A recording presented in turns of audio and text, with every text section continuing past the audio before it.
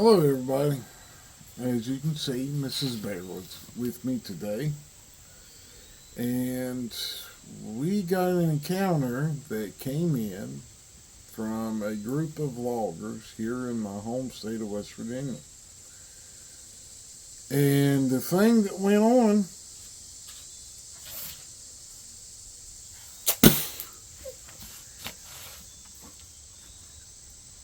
yeah, we just had dinner, so decided to come outside for a little bit and give you an encounter. It's real And nice out.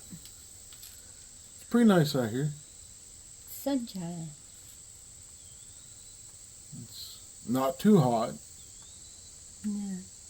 The humidity's pretty much gone. Good thing. Very nice. Anyway, this is the old bear from the Old Bear's Den of Bigfoot. And this is the encounter that happened in West Virginia to a logging crew. This logging crew got a piece of property that they were paid. They were asked to come in and log, and it had a lot of pine on it, and had oak on it, white oak, red oak, had some beech and hickory on it, and they were supposed to selective cut the property. They were told to cut all the pines, but the owner of the company, the logging company, decided that he would talk to the landowner and tell him that they were going to cut certain size pines. So, they started the operation off like they do any other one. They brought in a couple pieces of equipment, a dozer in case it got real bad, wet, and a log skidder. And they have a truck that comes in and hauls the logs off every day because it's a selective cut and it's a small piece of property, about 100 acres. It wouldn't take them very long. They figured a week and a half, they'd probably be done with it. Well, day one, they go in and they brought the equipment in that morning, and that afternoon, the owner goes out and starts marking trees. He's walking all over this 100 acres because it's been flagged, the property line, so they won't get in any trouble with neighbors. And so they mark a few trees. The guys go in, they start cutting them. The ones that are marked, he marks them with yellow paint, and that's the ones they're supposed to cut down. None of the rest of them are marked, so those are the ones they leave. It's a pretty simple operation. It's easy. They cut a few trees, and they skidded them out and stacked them up because the log truck's supposed to be there the next morning, and they were hoping that by the time they get him loaded around noon, they would have enough trees for a full load. Well, that was on a Monday. Tuesday, everybody shows up on time. Everybody's there. The owner's there, and he's still marking trees. And they go down and they start cutting more, and they skid them out. They've got them all trimmed up, ready to go to the saw yard. And they're piling them up. And the log truck shows up and they load him out. He leaves about noon, and they're cutting enough. Their hope was to cut enough every afternoon and the next morning to have enough to load him at noon, and 5 trips out of here should have got him through it all. Well, nothing happened. On Tuesday. Tuesday afternoon, they got down to the pines, and the owner of the logging company had marked quite a few pines, so they started cutting the pines down. They worked back into the pines and came across a weird jumble of, well, how should I? Looked like a bunch of Well, trees all messed up. no, it wasn't trees. It was limbs intertwined, and they said this structure kind of looked about 8 foot tall, and probably 10 or 12 foot wide. Wow. And they kind of looked around it to see if they could see anything or find out who built that, and they kind of left it alone, and they didn't cut any trees close to it, so they left it alone. And they got ready to leave that evening. Now this is Tuesday. So Tuesday evening, when they was leaving, one of the guys left his lunch bucket on the dozer down next to the wood line, because that's where they parked the skid steer, and the dozer is next to the woods. They'd pull them out of the woods, because they were using them to skid logs out. And he went down and got his lunch bucket, and he come running back up there. Now, they're in 2 separate trucks. There's about 7 guys in 2 separate trucks. And they're company trucks. Well, he gets up, he comes running up through there, let's go, let's go, let's go. He's screaming, trying to get everybody, he's the last one to get in because he left his lunch box. And he evidently saw something down in the woods where they'd been cutting. And he runs up there, dives into the back seat with his lunch bucket, and he's screaming at the guy that's driving, get us the blankety blank blank blank out of here. He's using bad language. And finally the guy takes the hint. He kind of threatened the guy with his lunch bucket, lunch cooler, going to hit him in the back of the head with it. Yeah, he was determined to get out of there. Well, that's Tuesday evening. Didn't hear nothing, just this one guy saw something when he went to get his lunch bucket. Well, Wednesday morning rolled around, and the guy that saw something didn't come to work. Now, the boss didn't know nothing about this because the boss had left the day before and was down talking to the owner of the property and writing him a check that afternoon. And he had some things he had to do back at the office. So after he wrote the check, he went to the office, and when the guy showed up, the supervisor took one vehicle home, and one of the other guys took the other one home after they dropped everybody off at their cars. Which is a smart thing to do. That way everybody shows up. They all ride in one vehicle, 2 vehicles. They're there all day. They do their job. Drop them off in the evening. They can go do what they want. So Wednesday morning rolls around, and, well, the one guy didn't show up. He called the supervisor and told him he wasn't coming to work that day. After what he saw, he's not coming to work. Oh boy, here we go. The owner shows up. He wants to know where this guy's at, and he calls him on the phone.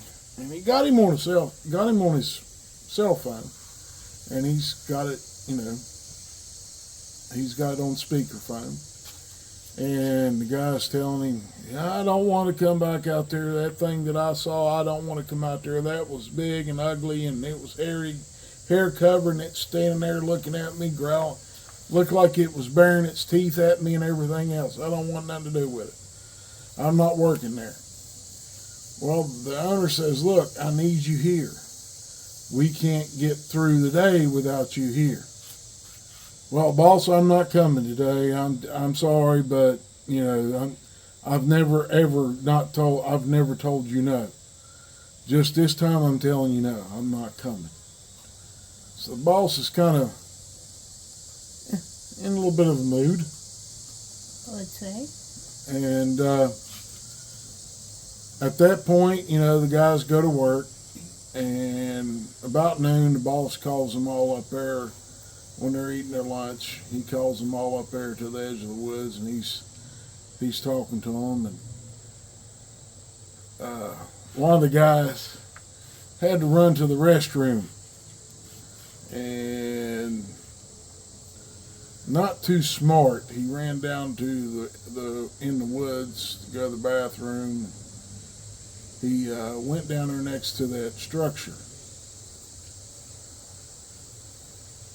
Well, when he got down there near it, he squatted down to do his business, and something ran out of the structure.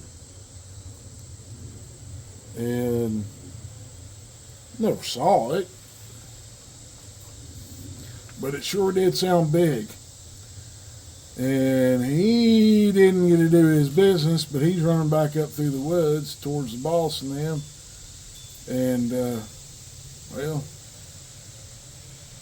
he's like, boss, I don't know what it was. I couldn't even go to the bathroom. This thing, whatever came out of there was big. And they all go down there, and they kind of go into the opposite ends of it and find a way into it. And they go in and look at it. It looks like maybe something may have been sleeping in there. And the boss is like, well, some strange stuff going on. Why don't you guys go ahead and skid everything you got up there to the loadout, and that's all you got to do the rest of the day, and y'all take off. Don't worry, I'm going to pay you for your full day. Don't worry about it. So everybody does that, and they leave, and they're getting ready to leave, and it's about 3, 4 o'clock in the afternoon. And something screams at them. The boss is already gone, and he isn't there. The supervisor's there, and he's running he runs the loader that loads the truck every day. And he's sitting up there, and he's doing some paperwork, counting the logs that he loaded and all that stuff. And all the logs are bringing up what type, and he's putting all that stuff on a sheet of paper that he has to fill out every day. And that thing screams. Everybody comes running out of the woods towards the trucks. He climbs down off the equipment. What in the world was that? Well, nobody knows. And the guy that went to the bathroom at noon says, I told you there was something big down there. I don't know what that was, but I'm not sticking around. Let's go. Well, they've got most of the trees skidded up. They grab their equipment when they come out of the woods. Their saws and stuff like that. And they all put everything in the trucks, and the supervisor's like, all right, let's go. They leave. That was Wednesday. Well, Thursday morning rolls around. The boss is there.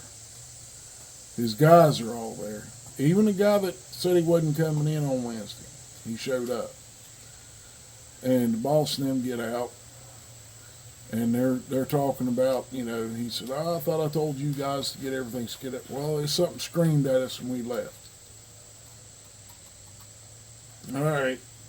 And they're sitting there having their morning safety meeting with coffee and donuts. The boss always supplied coffee and donuts for them while they have a safety meeting, which is a good thing when it's logging. And at this point, something screams, and they hear it running up the hill towards these guys. And it's kind of a foggy morning. It's not thick fog, but it's foggy, and you can't see real far into the woods. Well, all of a sudden, this thing appears right at the edge of the wood line. There's a big field they're sitting in. The boss is what is that?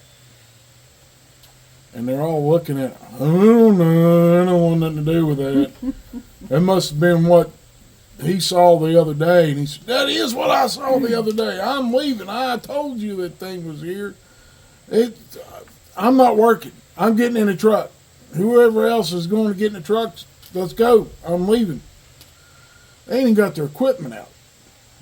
They're just having a meeting with eating their donuts and coffee. And the boss sends them home. They all leave. The boss goes down to the landowner, and he's talking to the landowner. He's got the supervisor with him. The other 6 guys took the 2 trucks and left, and the supervisor went with the boss. So they're down there at this guy's house. They start talking to him. The boss does. And describes what this thing looked like. And he's telling this guy, look, did you know about this? This is something you should have told me about. Oh, I've never seen anything like that. And then he comes clean and says that, yeah, there was a couple of reports of this thing crossing the road on people at night. But, I never thought nothing about it. I thought they were just pulling somebody's leg. There's a few boys that were driving their daddy's vehicle, their truck, up there on the ridge, and this thing come across the road, and it scared them pretty bad. And, just little incidents like that. So are you saying this thing's living on my property? And the owner looked at him and said, it has to be. We found a structure up there that looked like something sleeps in it. Something stays in there. And the landowner is like, well, you got to show me. Oh, we're not going back up there. When the the guy that gets here with the truck at noon, we're going to load the logs.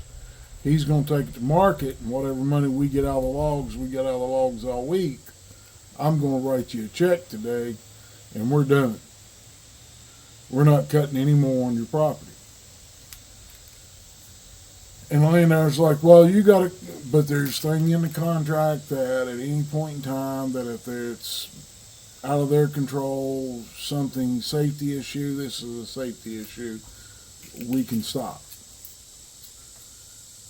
Well, at noon, the owner and the supervisor go up there and they load the truck.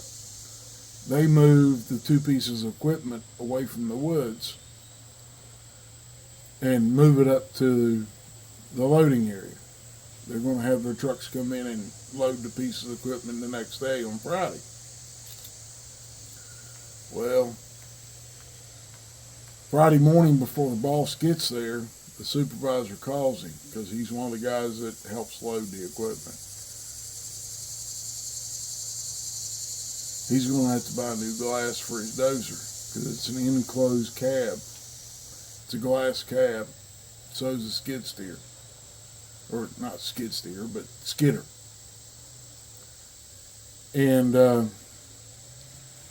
he gets up there and there's a big limb thrown through the window of the dozer. It's completely through the driver, the left door all the way through the right door, and it's hanging there in the window. It's busted the glass on both doors, and it busted the front glass. It threw something else through the front. And the guy loads the dozer first. He got all the glass out of there. After he got all the glass out of it, he got the skidder loaded, and the loader, it's a separate load by itself, so they have to stay there all day till one of the other trucks gets there. Well, about 10 o'clock, the other truck shows up, and they start loading that loader up, and they just winch it on the trailer, and it's a low boy trailer, and they just winch it on. Well, while they're winching it, somebody hears something and they're kind of, what the heck's that noise? What's making all that racket? So they shut down the winch and shut the tractor down. And they see this creature again. Now, not as only has the owner seen it, the 7 guys that were cutting the logs and pulling the logs up there saw it. Now, both truck drivers that he has working for him saw it too. And they described it about 8.5, 9 foot tall, maybe 10, probably 5 foot through the shoulders, hair covered, coal black, hair all over its chest, and looked like one of those Cape buffaloes that people talk about in Africa. The look on its face is like Cape buffalo, and said it looked like we owed it money and it was going to come and collect. Oh, my. It was upset. So they got that loader held on there by a cable on the winch. The guy in the tractor jumps in and the other guy gets in the other tractor, and it's already tied down. Both pieces of equipment are tied down. And he's got a 53-foot trailer. They leave and get down the road, probably a mile or two out this dirt gravel road. And the owner's there, and the supervisor's with the owner, and because he rode up from one of the truck drivers that morning. And they get out, and they go and finish tying that piece of equipment down, and they leave. Now, the landowner, sometime that afternoon, goes up there. And, you know, he's pretty upset because he didn't get his trees cut that he wanted cut. He got most of them done. They got most of them. And he goes down the woods and he's looking around. Now, he's carrying a high caliber rifle with him that he deer hunts with. Fully loaded, got a handgun on his hip. He's up there by himself. He sees this thing come out of that structure. He runs, jumps in his car. Now, this place the man deer hunts. Jumps in his car, goes flying down the road, calls that tree guy. He said, I saw what you were talking about. And that thing's huge. I've never seen that thing up there on my property before. And I've deer hunted that for about 10, 15 years now. So at that point, there's a total of 10 people that have seen this creature. And evidently, there's not any others there with it. It's by itself. Sounds like a good place to go investigate, and I know where it's at. I've been passing through there many times when I was a kid, and I've deer hunted that area myself quite a few times over the years. And I've had her, Mrs. Bear, out in that area, just on the other end of that ridge. And she can tell you, there's a bunch of woods out there in it. Big And it does have a feeling about it, don't it? Yes. Yes, it does. And so, I guess the moral of this one is, don't mess with their structures, especially one that looks like they're sleeping in it. That tends to upset them.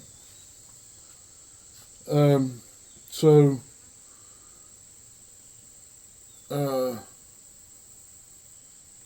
I don't know what else to say, but just don't do that. Don't upset them. They get kind of into a tizzy. It's the best word I can use for it. So, y'all have a wonderful night, a wonderful time. And may God bless each and every one of you, and the rest of your days be blessed by the Lord above. We thank you, and we'll see y'all on the next one. We'll see you on the 16th, which will be this coming Friday. We got Josh coming back, and we're going to talk about the camp out up there at Salt Fork, the 22nd through the 25th. So, you've seen the people that's coming. You've met them all on the videos. The lives we've done here in the last 2 months. And I hope to see all of y'all there. Come on up. More the merrier. We'll have good food, good time. Maybe get some pictures of the Bigfoot. You never know. Hopefully it ain't the big ugly ones, because I don't need this one scared. And if it is, they better be scared of me. So thank y'all. We love you. All. Bye-bye now. Have a good evening. Okay, honey. I don't even know how.